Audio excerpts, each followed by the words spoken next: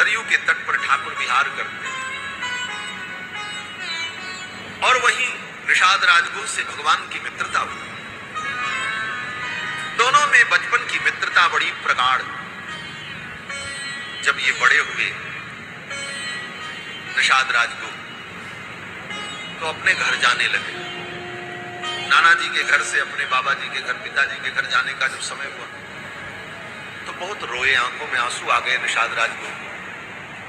राम जी को पकड़ करके गले से लिपटा लिया और कहा, मित्र अब तो हम अपने घर जा रहे हैं, अब कब मिलेंगे पता नहीं, और आप तो राजा बन जाओगे, आप राजा के बेटा हो, मैं तो गरीब हूं।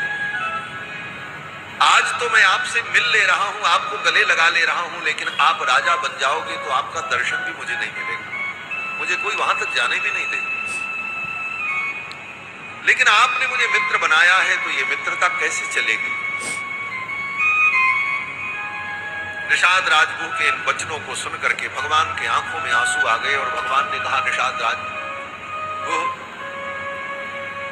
मैं राजा बाद में बनूंगा, पहले मैं तुम्हें राजा बनाऊंगा। यही राम जी की विशेषता है, यही राम राज्य की विशेषता है। जो राजा स्वयं राजा न बनना चाहे, पहले लोगों के दुख को दूर करे और लोगों को राजा बना दे, और जब उसके अपने लोग ही राजा बन करके बैठ जाएं, तब वो राजा बनने को तैयार हो। इसी का नाम राम राज्य। पूरी रामायण पढ़ लेना, राम जी राजा नहीं बने। राम जी ने बाली को मारकर सुग्रीव को राजा बनाया, राम जी ने रावण को मार करके विभीषण को राजा बनाया।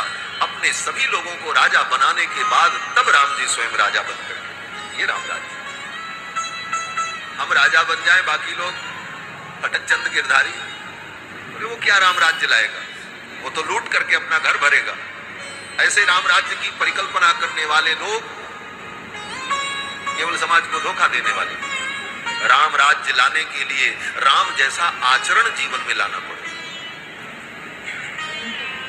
राम राज्य लाने के लिए केवल एक काम करने की जरूरत है। जो राजा हैं उन राजाओं में, उन शासकों में राम जी का चरित्र प्रतिष्ठित हो जाए, वो राम चरित्र को अपना आदर्श मान ले। राम जी ने जो किया वो करके दिखावे, अपने आप राम राज्य की स्थापना। किसी पार्टी के आने से, किसी संस्था के आने से राम राज्य नहीं आएगा, कितना भी कोई चिल्लाता है। मैं तो व्यासपीठ से बोल रहा हूं, ये धर्म का मंच है, कोई राजनीतिक मंच नहीं। और इस मंच का अधिकार है कि ये मंच सभी का मार्गदर्शन करता है, क्योंकि धर्म से ऊंचे कुछ नहीं। धर्म राजनीति से और राजाओं से भी ऊंची चीज है। ये व्यास गद्दी, व्यास गद्दी राजगद्दी से भी ऊंची होती है, और इसका ये अधिकार है। राजा का भी अगर शासन कोई कर सकता है तो आचार्य कर सकते हैं, ये व्यासपीठ कर सकते हैं। इसीलिए जब राजा का राज्याभिषेक होता है तो राजा के राज्याभिषेक में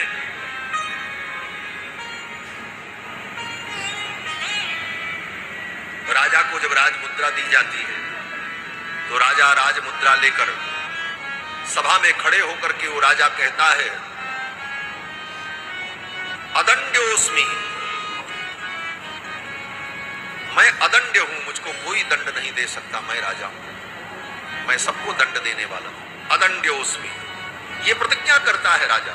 और ज्यों ही ये प्रतिज्ञा करता है उसी समय राजा के जो पुरोहित होते हैं, आचार्य होते हैं, वे लोग धर्म दंड लेकर अथवा दर्भ लेकर अथवा कुश लेकर उस राजा के सिर पर रख करके कहते हैं, धर्म दंड्योस्मि, तुम दुनिया के लिए अदंड होगे, लेकिन धर्म के विपरीत करोगे तो ये धर्म तुम्हें दंड देगा, तुम्हें धर्म के नियंत्रण में रहना होगा।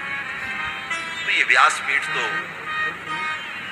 सर्वोपरि है, और इस पीठ से सबका मार्गदर्शन होता है, चाहे वो राजा हो, चाहे रंक हो, चाहे ब्राह्मण हो, चाहे क्षत्रिय हो, चाहे वैश्य हो, पापी हो, पुण्यात्मा हो।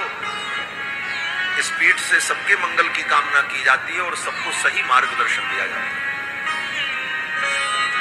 तो राम जी का यही रामत्व है कि राम जी ने पहले अपने मित्रों को राजा बनाया, अपने परिजनों के दुख को दूर किया, तब राम जी राजा बने।